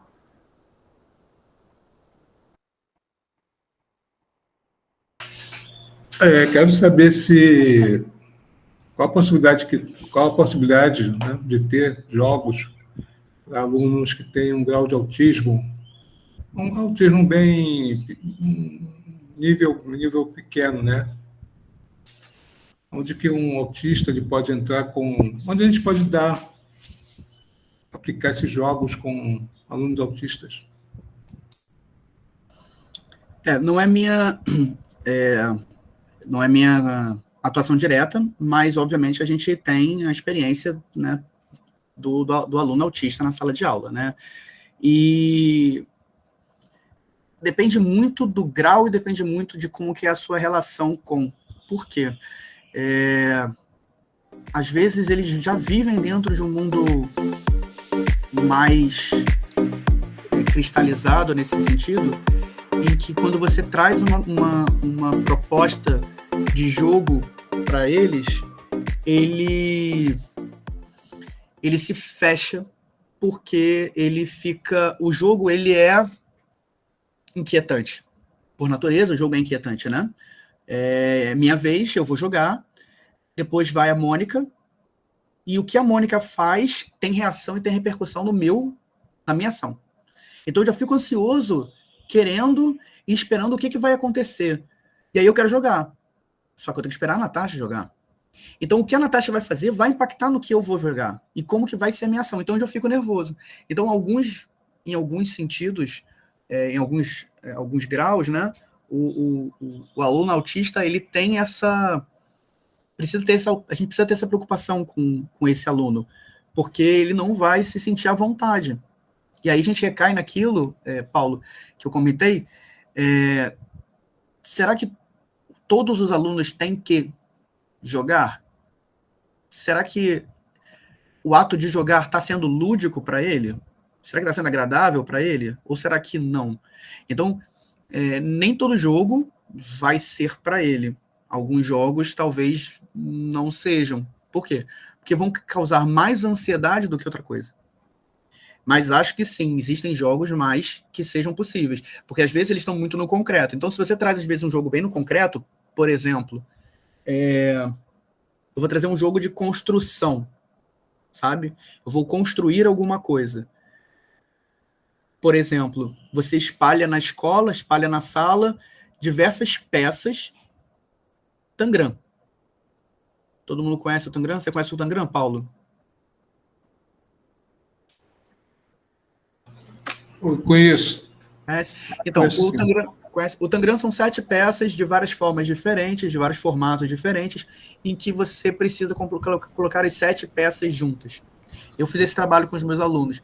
A gente estava trabalhando com a Amazônia, né, os povos originários, como eu comentei, e eu pedi para que eles utilizassem o Tangram para montar figuras que representassem coisas da natureza. E eu podia ter feito de formas diferentes. Eu podia ter pedido guardado, escondido pela escola, eles faziam uma caça ao tesouros, depois que eles pegassem a caça aos tesouros, eles montavam uma determinada peça que eles escolhessem como totem da turma, por exemplo. O aluno autista, ele ia participar. Talvez, por quê? Porque ele ia fazer outras coisas, entendeu? A gente vai fazer um outro tipo, é um jogo sensorial, exatamente. Então eu vou trabalhar com uma outra perspectiva. De repente, a gente vai utilizar o jogo dentro de um outro jogo, sabe? Dentro de uma outra atividade, de uma outra proposta, em que, de repente, ele vai se engajar de outras formas. Porque, de certa forma, é isso que a gente tem que fazer na sala de aula. A gente, e aí me perdoem os professores universitários, mas é verdade, a gente na universidade, a gente faz mais pasteurizado, né? Todo mundo aprende da mesma forma. A gente, na educação básica, a gente tenta olhar de maneiras diferentes. Quanto mais educação infantil, quanto mais novo, mais a gente tenta trabalhar de forma diferente, né? Lógico que eu tô falando isso de uma maneira geral, tá, gente? Nem todos, claro. Mas, então, como que eu posso trabalhar? Então, eu vou trabalhar de formas diferentes, vou trabalhar várias maneiras diferentes. A gente pensa nisso o tempo todo.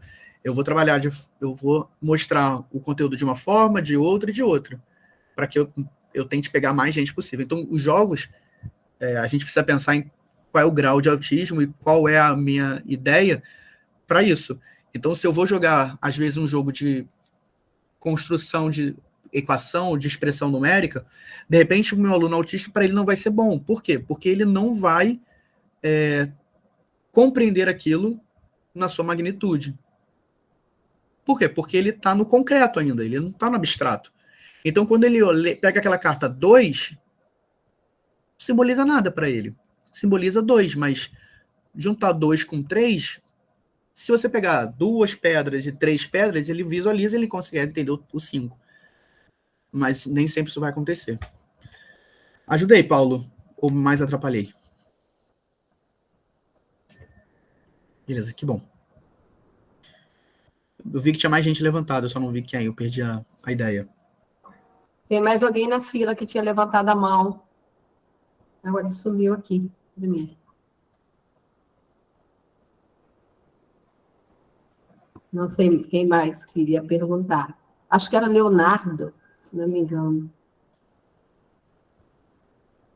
Enquanto o Leonardo, ou a pessoa que levantou a mão, né, não se manifesta, quando você falou de timeline, Pedro, uma ex-aluna agora, da especialização, a Samantha, não sei se você conhece, ela fez um jogo, né, que foi o tema do TFC dela, defendeu na terça-feira retrasada, dia 3 de setembro, né? E o nome do jogo é Fridas. Aí não tá, vamos disponibilizar dentro do site Se Jogando, mas é um jogo que procura, primeiro, dar visibilidade aos feitos femininos ao longo da história, né? E também é cultura, não só em matemática, não só mulheres matemáticas, né? Mas também, né, outras realizações, né? Que geralmente são apagadas, né? É o jogo sendo utilizado para divulgação cultural, divulgação de saberes, divulgação, né, de outras coisas, né? O jogo tem esse poder, né? Michele?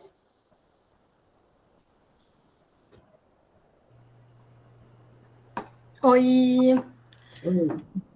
Pedro, eu gostei muito mesmo de te escutar. Sempre a gente fica pensando em outras coisas, né? Assim, relacionadas. A gente sempre tem novas ideias. Quando eu escuto você falar, sempre me vem novas ideias, assim, fico sempre pensando. E tem duas coisas, então... Hã? Vocês me deixam muito sem graça. Não, mas é verdade. E aí teve duas coisas, né, que eu estava pensando, né? Uma que eu acho legal, porque tem essa ideia da gamificação, que eu vejo hoje como que... Às vezes a gente fica meio assim, mas isso é mais exercício de fixação, eu vou fazer por uma avaliação, mas não vai estar ali a ideia, não sei o quê. Mas, cara, eu vejo como que isso é importante, assim. Minha filha tinha uma rejeição gigantesca em inglês, não aprendi inglês, não sabia nem o I am e o are depois que já estava vários anos na escola. Aí pegou o Duolingo e pronto. Entendeu? Resolveu. Então, tem essa questão realmente de você gerar envolvimento, né? Esse simples fato já muda, né? A relação da pessoa com o tema que está sendo estudado. Por outro lado, também, uma coisa que eu acho muito legal são as ideias como, por exemplo, da Grando, né?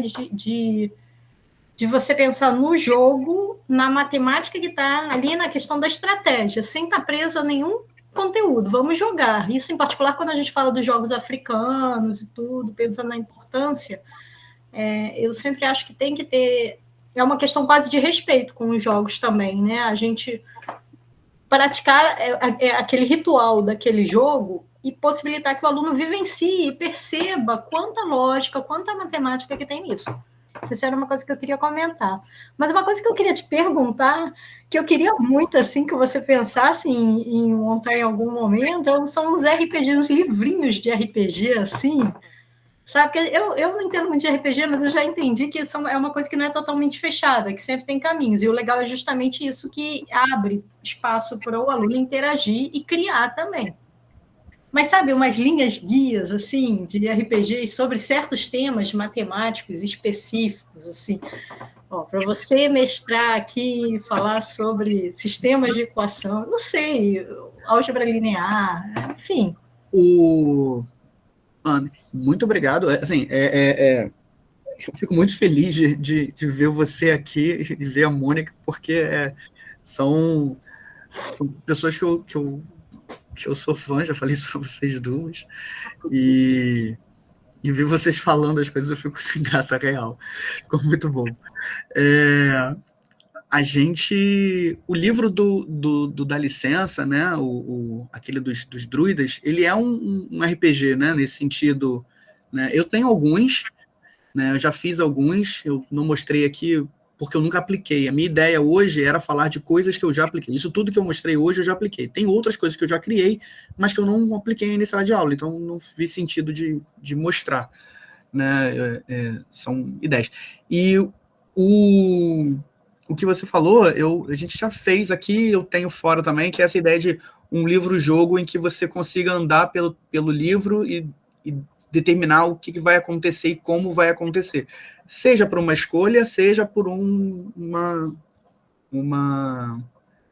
seja por uma escolha, seja por algo que você fez, né? Que você errou uma conta e tal, né?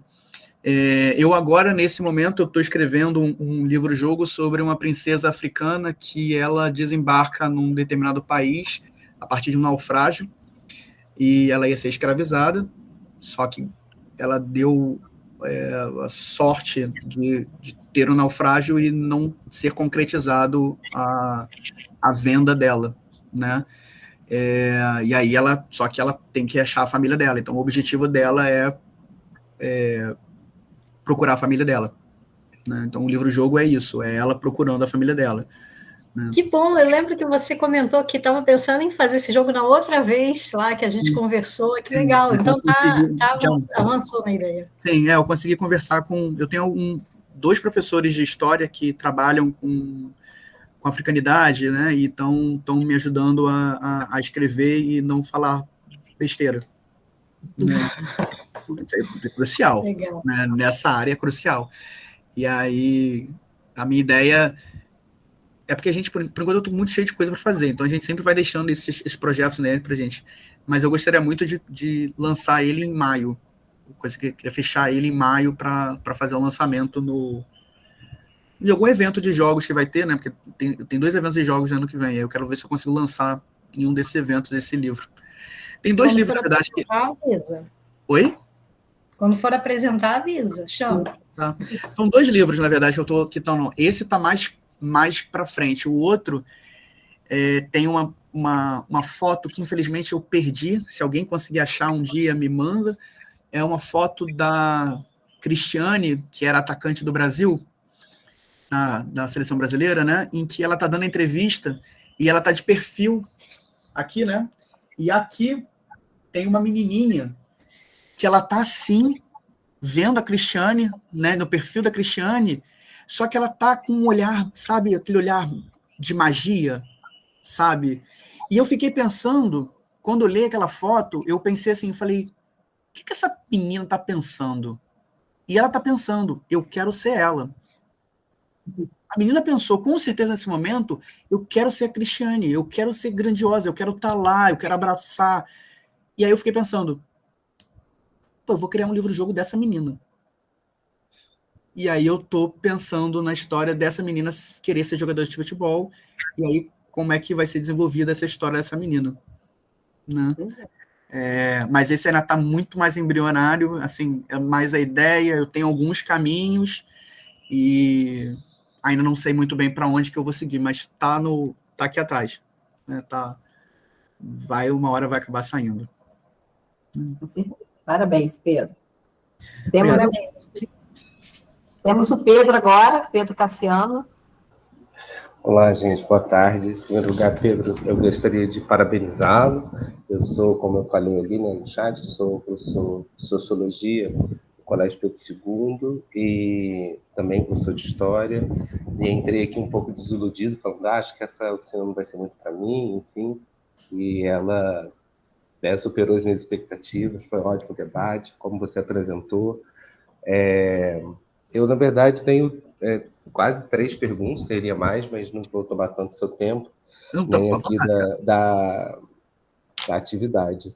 A primeira pergunta que eu queria, na verdade, é um comentário sobre você e sobre a sua experiência, uma troca com relação, vamos dizer assim, a esses 3 elementos, que seriam os jogos eletrônicos, celular e os jogos de tabuleiro. Eu tenho uma percepção entre os alunos que a questão dos jogos, né, principalmente no Fundamental 2, no qual eu atuo também, está muito presente, né? Acho que não há nenhuma resistência dos alunos em relação à questão dos jogos, ou saber a mecânica, né, ou o estilo, né, todas essas questões. Só que, às vezes, eu sinto um pouco de desânimo, ou um pouco de ansiedade, né, misturada com quando a gente apresenta certos jogos de tabuleiro que seriam, talvez, para eles com baixo estímulo, né? E, às vezes, o engajamento deles se modifica, né? E aí eu queria saber um comentário, sua experiência, como é que está sendo isso. Após pandemia também, acho que ajuda também, né? Os alunos já estão em outro contexto, né? A outra questão seria a questão do limite do lúdico, assim, vamos dizer, ou experiências negativas, ou quando não usar o lúdico, né? Ou quando ele não é possível na sala de aula. Fiquei olhando muito aqui as suas fotos, algumas delas, e vi, por exemplo, que as turmas são pequenas, né? Assim, quando a gente tem turmas, não sei, né? Mas assim, foi a impressão.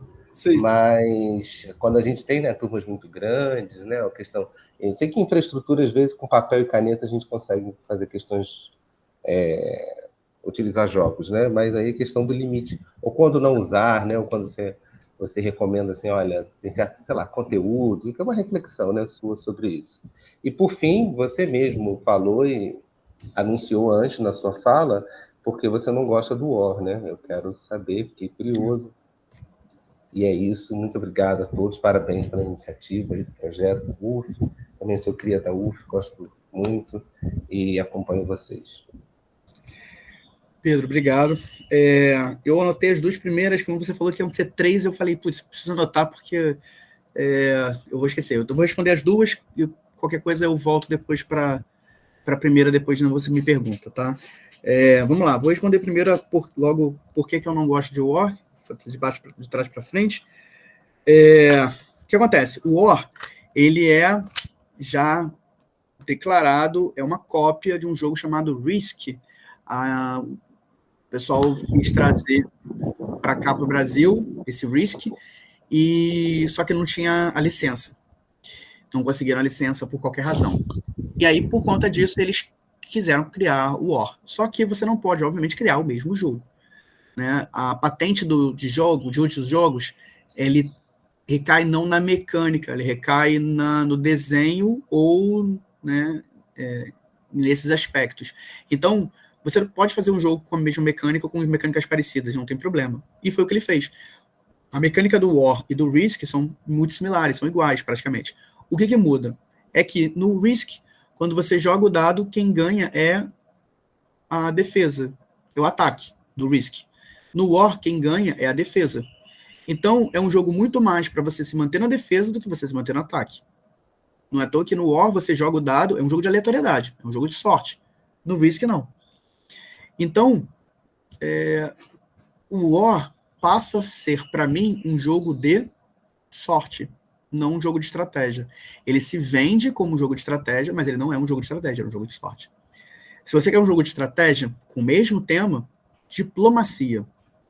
Diplomacia é um jogo em que você não tem sorte. Você tem 4, 5 pessoas jogando, não dá para, tem que ser 3 pessoas ou mais, em que você joga... eu quero atacar a Alemanha. Quem está na Alemanha é a Natasha? Eu vou e eu falo, escrevo numa folha de papel o que eu vou fazer no meu turno. A Natasha escreve no papel dela, todo mundo escreve, e aí a gente revela, e aí vai acontecer. E aí existem ordens de prioridade, né? Dependendo do tamanho. Pelo amor de Deus, não.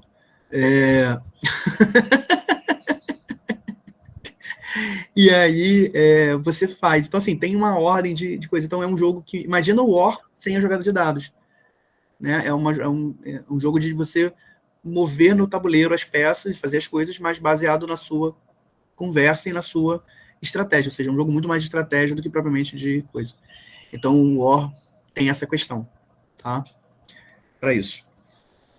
O limite do lúdico. Tamanho da turma. Eu fiz... as fotos que eu tirei porque eu tiro foto do momento, né? Então, assim, eu tiro foto e vou para outra. Então, eu não tiro foto ampla, porque eu, em geral, como é foto para os meus eventos, eu não posso tirar com a cara da pessoa, eu não posso tirar com a mão, então eu tenho que evitar esse tipo de coisa. Então, eu boto bem no zoom, por isso que parece que tem pouca gente. Mas as turmas, em geral, são de 20, 25, 30. Não sei, claro, eu sei que isso para mim é muito, mas eu sei que poderiam ter 60, né? Realmente aí complica, né? Então, pensando aí para turmas de 20 alunos, tá? Eu tenho jogos, tudo bem, eu tenho uma empresa, então para mim é fácil falar, eu tenho jogos, quantidade de jogos para 20 pessoas. Porém, como eu falei, existe uma série de jogos chamado Print and Play, que quem quiser dar uma olhada depois na minha página, Gorro do Saci, tá? Que tem alguns jogos print and plays, a gente vai começar a lançar algumas coisas, né, de material, de mais jogo, de coisas que trabalham com essa perspectiva de jogos print and play. O que são jogos print and play? São jogos que você pode imprimir e jogar. Então, aquele Rios, por exemplo, você vai imprimir uma folha e os alunos vão desenhar as coisas na folha baseadas numa jogada de dados. Então, é um jogo mais fácil de você fazer, porque é só uma folha de papel e lápis de borracha. Então, essa quantidade de jogo, de coisa, depende. E aí você fala assim, qual é o limite, qual é o tamanho da turma, né? O limite do lúdico, você tem que visualizar. Por quê? Porque realmente tem turmas que ficam mais complicadas porque eles ficam muito agitados, né? Então, você tem que conseguir trabalhar de uma forma em que você tem essa perspectiva. E aí você vai conversar com a turma, ver o que encaixa. Às vezes não vai encaixar um jogo, às vezes vai encaixar uma história em quadrinhos. História em quadrinhos pode ser lúdico também, claro. É uma atividade diferente, uma atividade ludificada, uma atividade, né? De repente você não vai trabalhar com história em quadrinho, vai trabalhar com filme, né? E a partir do filme você vai fazer a sua roda de discussão, né? Então, essa forma que você vai trabalhar, Pedro, é uma forma que você vai achar o seu melhor caminho, em que você vai conversar com a turma e sempre criando os contratos de trabalho para isso. Às vezes, você vai trabalhar com a turma e... Eu, por exemplo, eu já tive a experiência de ter uma aula de jogos, tá? Então, metade da turma ficava com artes e a outra metade tinha aula de jogos. E aí, aula de jogos comigo. E aí, eu jogava com a turma, só que eu tinha uma aluna que não jogava, porque ela tinha problemas, a família dela, desculpa, tinha problemas com jogos reais, né? E ela não queria jogar. Então, ela nunca jogou. Nunca não. De um determinado momento, ela nunca mais jogou. O que eu fiz? Eu passava atividade. Qual atividade? Eu escrevi um texto sobre alguma coisa relacionada a jogo. Jogo é terceira idade. Eu pedia para ela ler um texto e pedia para ela formular um outro texto baseado naquilo. Entendeu? Então eu ia criando mecanismos. Às vezes, a turma fica na brincadeira e fica na zoeira né? E aí você tem que conversar com a turma e falar, gente, qual é a proposta aqui? Eu posso dar uma lista, como acho que foi a Michelle comentou, eu posso passar uma lista de exercício. Vai funcionar para trabalhar a equação. Mas é o melhor caminho? É o que todo mundo quer? Ou vocês querem uma brincadeira um pouco mais divertida? Então vamos lá, né? Da mesma forma que tem turmas que não conseguem ficar paradas muito tempo, tem turmas que não conseguem se agitar muito. Então a gente tem que mesclar um pouco. Então eu já tive um pouco da experiência de não conseguir fazer as coisas por conta de turmas, já. Mas aí eu tentava fazer outra coisa. Tentava ganhar eles de outra forma, né? E sempre conversando, eu acho que é isso, tá? Mas é isso, eu acho que como a Mônica comentou, Pedro, para mim, eu não sei se eu consegui transparecer isso para vocês. Talvez eu consegui, porque como vocês estão na minha casa, fica fácil de vocês visualizarem, né? O mapa de Senhor dos Anéis, uma placa aqui falando sobre RPG, aqui atrás é uma caixa, um monte de livro nerd, aqui atrás é uma coisa de Magic, que é mais jogo de tabuleiro, a minha frente aqui é uma coisa de Magic, coisa de jogo de tabuleiro. Então, assim, eu realmente, isso aqui é o meu escritório, eu vivo isso aqui, tá? Então, quando eu faço a proposta do jogo, eu não estou fazendo uma proposta porque eu acho simplesmente legal. Não, eu estou fazendo a proposta porque é a minha vida, sabe? A minha vida é isso aqui. E eu falo isso porque eu vivo isso aqui. Muito. Então, quando eu tenho um aluno que, de repente, na sala aqui, tipo, mas eu não quero jogar porque... Eu falo da minha experiência, sabe? O que o RPG e o que o jogo trouxe de benefícios para minha vida. E aí, meio que, tipo, a gente acaba conversando e ele acha legal e acaba embarcando. Entendeu? E então é isso. Acho que a gente consegue vender bem aquilo que a gente ama. Como eu amo educar, como eu amo estar nesse lugar, é mais fácil. Sabe? Consegui ajudar. Leonardo tá aí, vai lá, Leonardo. Boa tarde, professor Pedro, professora Mônica, boa tarde, professora Ana Michele. Eu queria agradecer a oportunidade de estar assistindo a sua palestra. Essa palestra, assim, ela me veio acrescentar algumas ideias e me deu uma lembrança gostosa de, antes de eu entrar na faculdade ainda, eu sou graduando ainda de licenciatura na UF, de uma mãe que estava com dificuldade com a criança em divisão, e eu cheguei para ela e falei, o que ele joga? Ele joga Free Fire. Aí eu cheguei para ela e falei, olha, seu filho é bom de divisão, quer ver? Davi, caiu um loot, você tá no squad, vou usar a linguagem do jogo, né? Caiu um squad e caiu um loot com 4 itens. Com quantos itens cada um vai ficar? Um item, tio. Eu mostrei para ela que, na linguagem dele, que é o que você acaba chamando a atenção com a sua verdade, que é a área do lúdico, você consegue inserir as crianças, os alunos, dentro do seu mundo e falar na linguagem delas, e a partir dali o conteúdo fica imerso. Então elas ficam como se fossem dentro de um aquário imenso só com o conteúdo. Algumas vão se afogar, outras vão se salvar, mas enfim. Mas parabéns pela iniciativa e obrigado pela oportunidade. Obrigado, Léo. Isso aí me lembra muito o bom e velho texto, né, da Terezinha, né, na Escola 10, na Escola 10 não, na Escola 0, na Vida 10, em que ela faz exatamente, não é isso, Ana? Na Vida 10, na Escola 0, isso aí. Exato. É exatamente isso. Exato, que é exatamente isso. Você mostra a divisão para ele, não sei fazer, mas aí quando você traz o contexto dele, o contexto do jogo que você jogou, que ele joga, traz, ele fala brilhantemente, ele sabe. Se caiu um item, caiu um loot, caiu uma porção de itens, um saco de dinheiro, e que tem 400 moedas aqui, né, 40 moedas aqui, tem 10 pessoas, quanto que vai ficar para cada um depois do chefão final? 4. Ele sabe, mas Quando vai fazer isso na sala de aula, perde sentido para ele. E aí, quando perde sentido, a gente perde ele. Então, é tentar trazer isso aí, trazer o lúdico, trazer esse momento, né? Igual quando discutimos... Sim, exatamente, Lucas, exatamente. Né? Então, é isso, acho que é pensar nisso, a gente tem que pensar sempre nesse ponto. Só um parênteses aqui, desculpa, eu estava falando e eu vi uma mensagem pipocando aqui. Sofia, manda um abraço pro Fábio, por favor, gente boníssima. E eu esqueci de falar uma coisa importante também, que eu esqueci. Eu estou como coordenador de uma pós-graduação na Maria Tereza, sobre o uso de jogos e a educação. Tá? Também, quem quiser um pouco mais, depois me conversa comigo, a gente conversa mais sobre o assunto. Pedro, você pode deixar o seu contato aqui nas mensagens, para quem quiser entrar em contato depois, conversar com você? Pode, claro.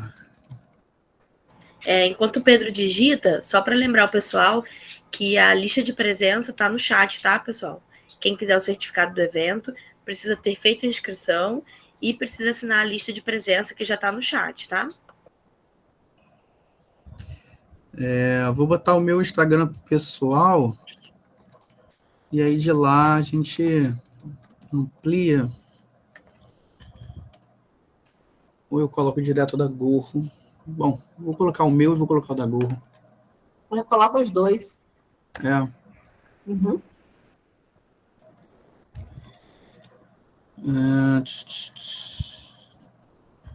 Aqui. Tá, e aqui outro. A gente podia tentar tirar uma foto, né? Tô brincando, gente, porque ninguém gosta de tirar foto no coisa, porque às vezes tá tudo deitado, tudo torto e tal. Não podemos tirar, só o pessoal abrir a câmera, quem se sentir confortável, né? Vamos lá, então? Quem quiser, né? E aí você faz isso, Pedro? Posso fazer. Quando você for. Vou... 3. Calma aí, que a Natasha apareceu na hora aqui, para mim. Peraí. 3, 2, 1. Foi. Pessoal, mais alguma pergunta para o Pedro? Ele deixou os contatos dele aqui no Instagram pessoal, no Instagram Gordo Saci.